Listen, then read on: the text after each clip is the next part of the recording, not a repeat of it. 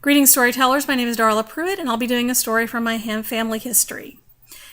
The 1900 storm was the largest natural disaster in U.S. history. 8 to 10,000 people died that day. 12 of them were my family. John Joseph Keiss, my great-great-grandfather, and his grandson Lee survived, and this is their story.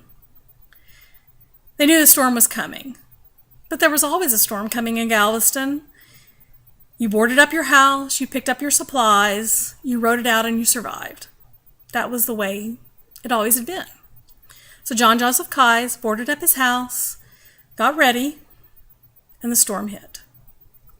He looked across the street and he realized his neighbor's house was starting to collapse.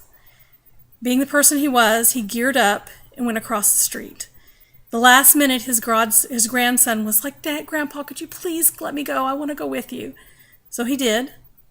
As they made it across the street, they realized the water was getting too deep and the wind was whipping back and forth. John Joseph Keiss pulled out his belt and strapped both of them to a tree and rode the storm out there. When he looked to the left, his neighbors washed into Galveston Bay. And when he turned around, his house was gone, never to be seen, as was 12 of his family members. He survived. And I'm thankful for that, because if it weren't for that, I wouldn't be here. And I think part of that survivor mentality was passed down from generation to generation and lives in me today. The end.